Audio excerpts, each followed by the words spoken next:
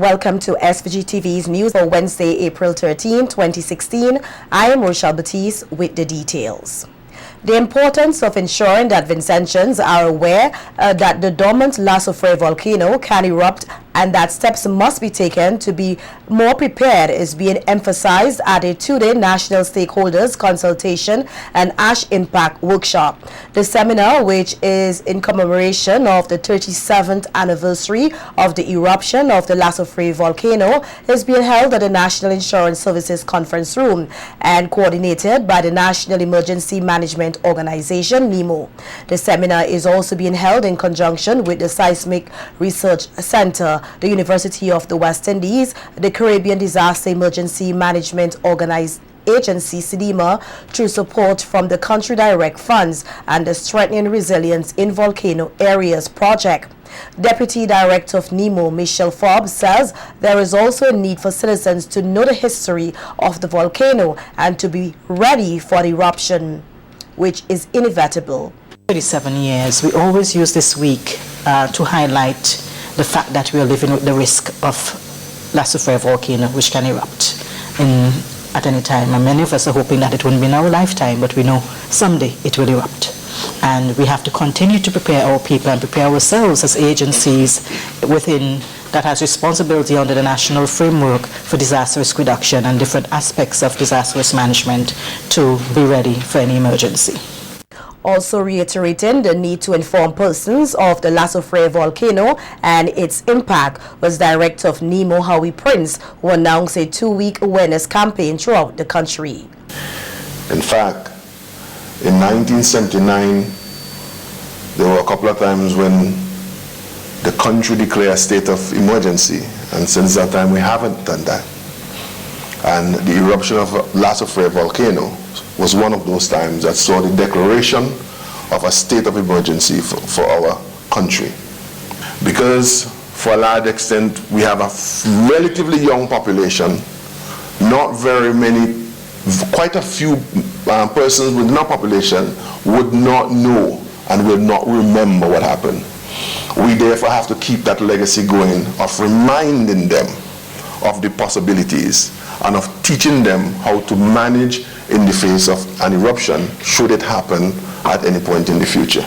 According to Prince, the 1979 eruption saw the displacement of over 20,000 persons, which caused an economic challenge, which must also be researched.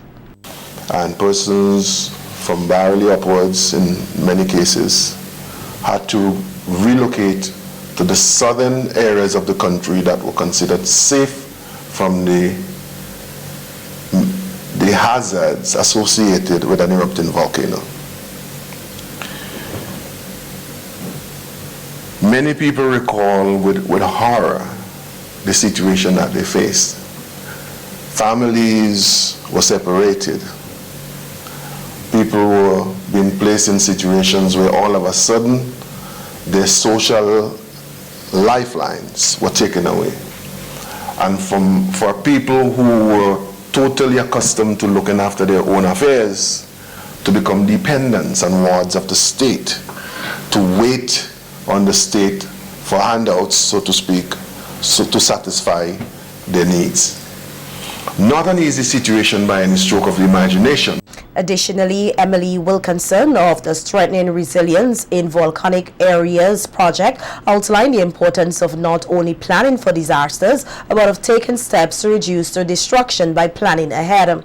Wilkinson says that mitigation is key to not only saving costs to rebuilding and, more importantly, saving lives. The purpose of the workshop is to really think about how we can better incorporate volcanic hazards and volcanic risk, but also other risks associated with other hazards as well. And we live and work in a multi-hazard context. So how can we better think about these risks and incorporate them into our planning decisions? And that means everything from kind of emergencies, preparedness planning, right through to longer term land use, spatial planning, physical planning. And so I think, we really want to talk about a kind of broad range of planning moments and decisions here today, and not just be thinking about what do we do in an emergency, but actually how can we think a bit more over the long term about how we can be more aware of the potential risks, the potential threats, and begin to sort of put in place some steps and some actions in our plans that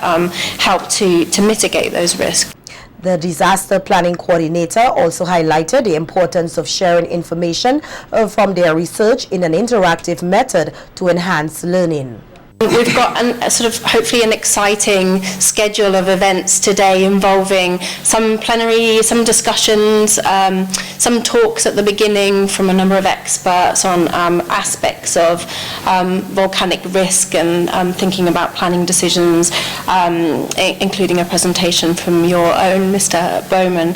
And then we'll have some group activities. We'll divide you into groups and have some activities later on. And plenary and feedback. So hopefully it's a kind of interesting day, not too much just sitting down and listening to people talking. In other news, we hear that in creating an international framework for reducing the time and cost of trading, the World Trade Organization, the WTO Trade Facilitation Agreement, aims to tackle trade deficiencies faced by developing countries, which can adversely affect the inflow of foreign direct investment, export competitiveness, as well as a country's integration into the global economy.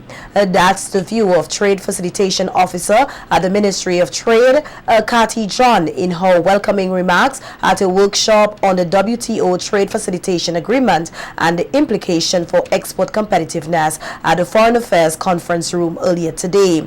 John outlined that once implemented, the agreement will also aim at increasing opportunities for developing countries to integrate into the global value chain system. She also stated that if St. Vincent and the Grenadines is to better integrate into the global market, all parties must see it fit to have the agreement fully implemented and follow through.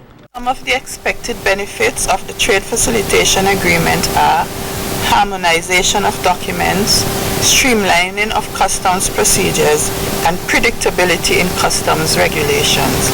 This agreement will also help to developing countries to attract more FDI and increase custom revenues. It's supposed to be categorized in 3 categories. St. Vincent and the Grenadines has already notified Category A provisions. Currently, we are working on Category B and C. The most important part of this for us is the establishment of a permanent committee on trade facilitation, which St. Vincent has already done. I am sure that we are all on the same page in wanting SVG to better integrate into the global trading system.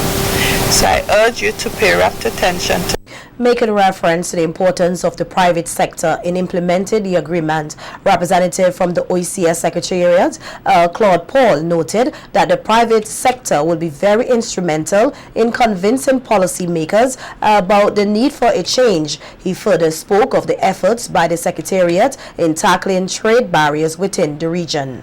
We have mostly engaged with our trade officials in most of the islands, but this week here in St. Vincent there's a special session for the private sector.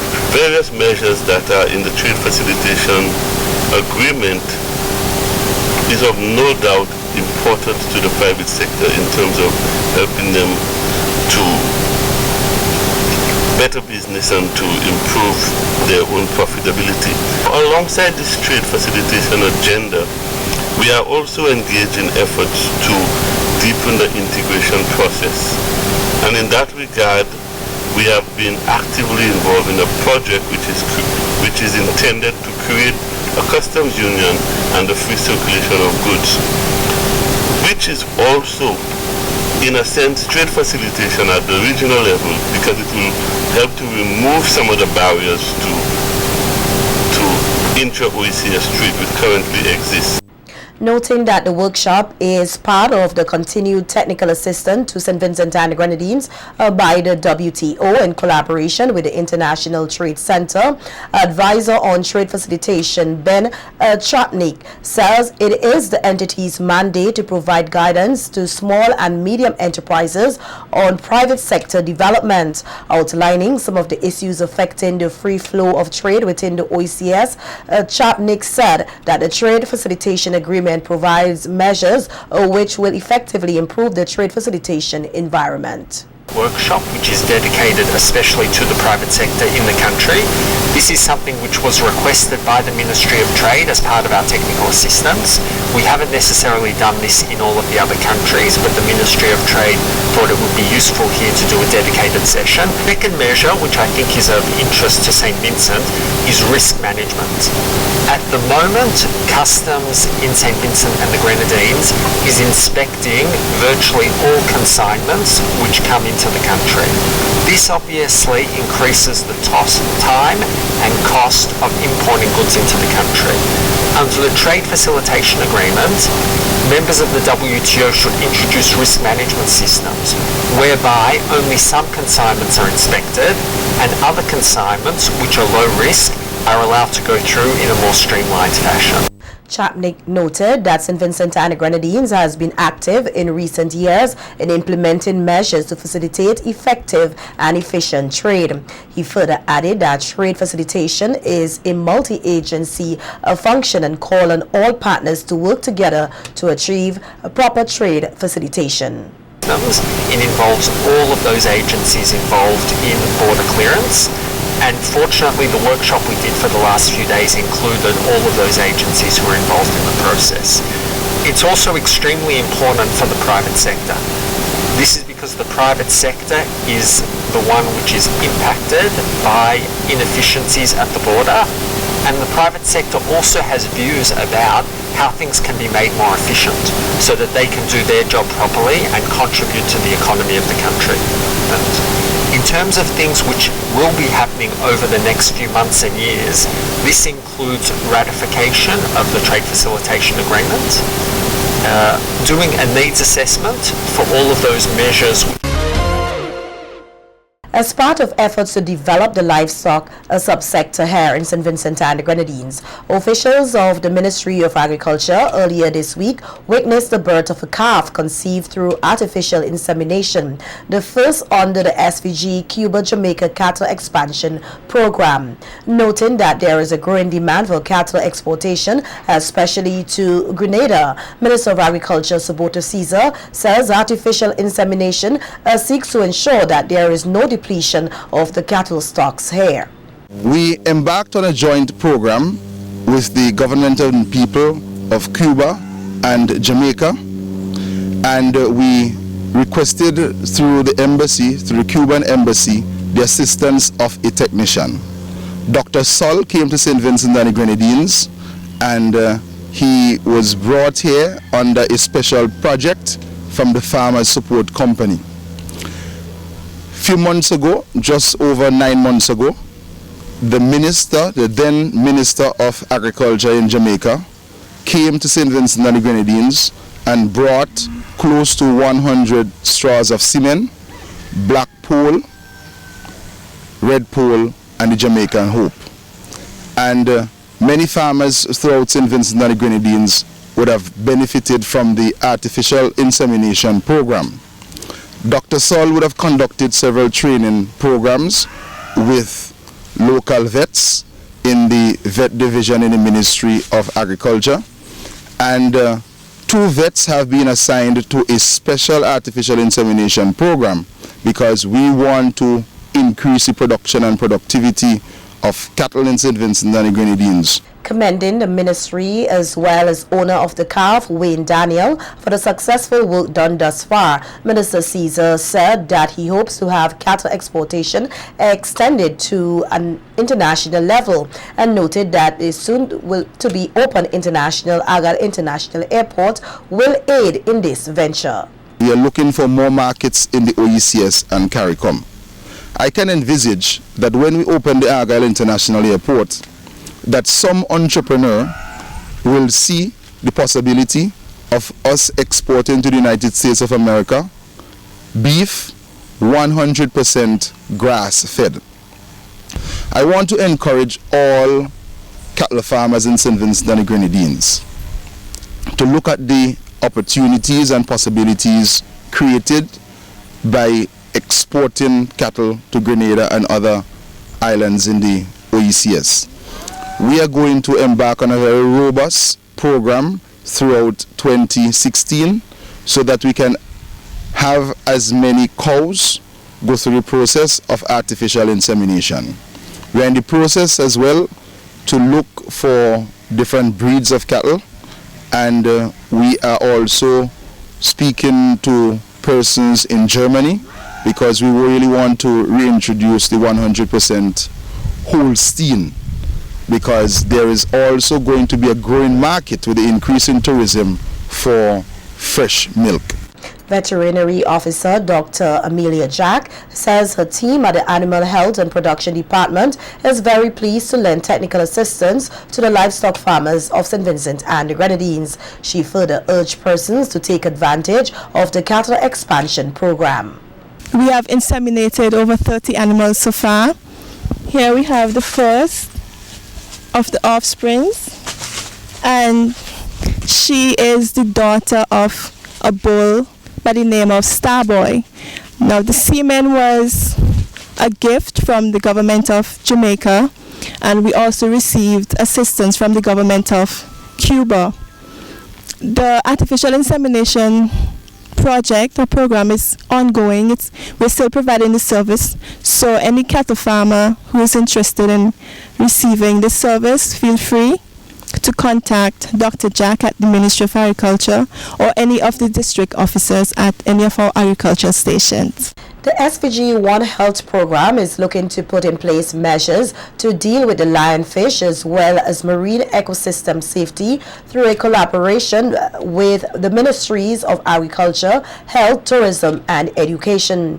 Speaking at the launching of this project earlier today, leader of the organization, member of the group, Carrion Hamilton, says the lionfish can be used more as a mainstream food source after they teach fishers how to prepare it. We hope that we can encourage our population to make the lionfish a mainstream food source. Certain objectives of our project are strengthening the capacity of fisherfolk to safely harvest the lionfish. So we hope to have education and training workshops so we can teach fisherfolk how to harvest, clean and prepare the lionfish for sale and for consumption. Promote the role and function of the public towards reducing the effects of the lionfish. Many persons are still somewhat afraid to use or cannot see the lionfish as food, so we hope to make them more aware about this so that they will be more comfortable eating it. Also, we hope to reduce the population of the lionfish to safeguard the source of commercial fish in the Grenadines. Lionfish has no known predators in our water, so they generally eat almost every species of fish around our reefs. Senior Environment Health Officer Todd Lewis says it is important that the ministry educates the public about the negative and positive impacts of the lionfish.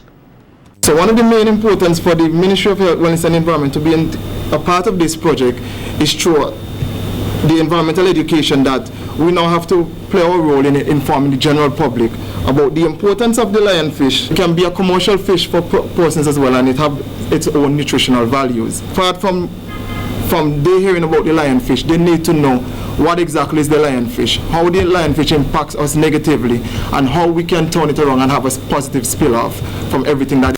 The One Health project team is a component of the One Health Leadership Series to enable and empower professionals from the health, agriculture and environment sectors to play leadership roles on cross-sectorial issues in Caribbean countries. Vincentian CARICOM Youth Ambassador Chelsea Ferdinand says that now more than ever, Vincentians must look around and adjust to the change in time and ensure that everything is being done to ensure that the youths have all the tools necessary to succeed in a fast-paced future. Ferdinand was at the time addressing a symposium held yesterday for trainees under the Youth Empowerment Services program at the Methodist Church Hall. For our parents, it was quite common for a person to start working at a company after graduating from secondary school and to continue working there in that same field until retirement at age 55 or 60. This is no longer so. For one thing, we will retire at 65 thanks to NIS. And for another, major companies are now constantly involved in mergers, downsizings, and restructuring. And so, being versed in multiple areas of expertise has become integral for success in today's job market. In addition, to be competitive as a candidate for these limited positions, individuals need to cultivate what are known as soft skills, such as time management, creativity, communication, and negotiation skills. Soft skills, unlike hard skills, are not usually taught in formal education and may be difficult to develop. They also require many hours of conscious thought and practice. The youth ambassador says that not much consideration is given to the fact that entry-level jobs are becoming few and far between, adding that it is increasingly rare to find a job posting that does not require previous experience. She says this therefore makes it very difficult for the young people of this country to find satisfactory employment, but notes that luckily the Yes and Set programs by the government provide assistance in navigating this new and scary world of work. According to Ferdinand, while the landscape is challenging, the leaders are trying to find the best ways to equip the youths with the tools necessary to advance. The Yes and Set programs are our government's way of ensuring that young people are exposed to real-world training, allowing them to gain valuable experience in the world of work. Through the assiduous work of the Ministry of National Mobilization and the Youth Affairs Department, over 500 young persons a year are exposed to on-the-job training through the Yes program. Those are quite exceptional results. However, as I indicated earlier, these are fast-paced times, and we must work hard to keep up. Fully aware of this, the CARICOM Secretariat has mandated the creation of a Human Resources and Development Commission, which has the goal of shaping a regional education and human resource development 2030 strategy and action plan that would form the basis for converged action by member states. Two past trainees, Jody Anthony and Royston Franklin, who have found employment within the public sector, shared how the program has helped to improve their skills and offer some advice to the current trainees. Of being permanently employed with the government of St. Vincent and the Grenadines. Just like me, you too could have that same opportunity to gain permanent employment with your current employer or even another firm. This morning, I am going to take this time to urge all the current participants to make good use of their time as a Yes participant. And for those of you who may not have much academic qualification, use this time to upgrade yourselves in preparation for a future occupation. Because the Yes program is not going to last forever. Because I was attached as a Yes volunteer, I could say now I'm a better person. I'm no longer the same person that I started 5 years ago. And I'm currently now permanently employed at the Agricultural Input Warehouse. And I would take this opportunity to thank the Youth Affairs Department for installing such good qualities in me. All of the Yes participants, just to know that you've been given an opportunity, and with opportunity comes responsibility. So as you take this road of opportunity, I pray that you understand that success is not final, failure is not fatal. What counts is the courage it takes for us to continue down that path. The success of the youth, especially in an era of an education revolution, is dependent on a successful and professionally run library service. That's the view of Michelle King Campbell, the director of the National Public Library Archives and Documentation Services, while making remarks at the opening ceremony to commence activities of her organization, which is celebrating 123 years of serving the Vincentian public under the theme Library Transform. Campbell says reading is an essential element in the literacy of children and that the library services will do its part in creating access to not just books but books they can enjoy. The simplest way to make sure that we raise literate children is to teach them to read and to show them that reading is a pleasurable activity. That means, at its simplest, finding books that they enjoy, giving them access to those books, and letting them read them. This is the vision I have for the National Library of St. Vincent and the Grenadines as we celebrate this important milestone. I intend to make it our priority as an institution. Campbell says the library services exist in an era of information and communication technology, and therefore its services must expand to match the demands of this era.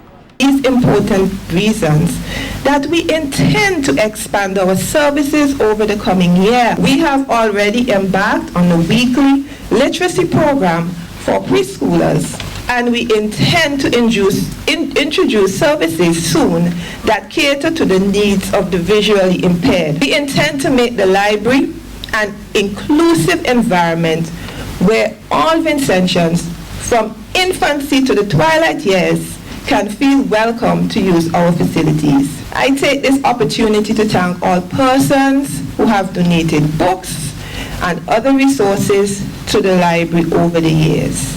I make special mention here of Ambassador Go and the people of Taiwan, government of St. Vincent and the Grenadines for making this facility a reality. Former Minister of Culture and President of the SVG Bar Association, René Baptiste, pointed out that reading is of utmost importance to the development of Vincentians. Speaking of her experience as Minister of Culture, Baptiste points out that services provided by the documentation services is important to citizens in building their sense of belonging, which helps to strengthen the fabric of the nation.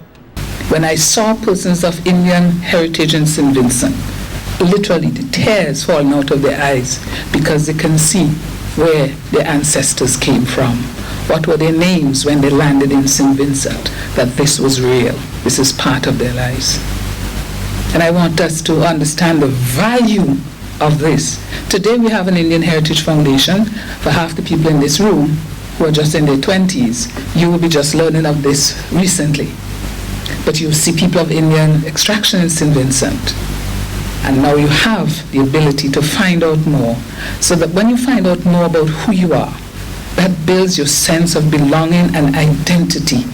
And it helps you not just in families, but in the country to strengthen that national fabric of our nation. So I want to thank Dr. Thomas and all the members of the Indian Heritage Foundation for making it come alive. The SVG Association of Music Professionals will be hosting a song competition as part of the activities for a project entitled Entertainment Education to Influence Behavior Towards Climate Change Adaptation. The criteria for the competition are climate change specific lyrical content, issues affecting climate change and possible solutions, composition in any genre or style. The song must also be of industry standard length of 3 to 5 minutes. The first place winner of this competition will receive a cash prize and an audio and video recording. Second and third positions will also receive cash prizes. Entries for this competition closes on Friday, April 22nd, 2016, and registration forms can be obtained from the SVG AMT office at the Peace Memorial Hall and submitted with audio, voice recording, and type lyrics to the SVG AMT office or svg.ams@gmail.com.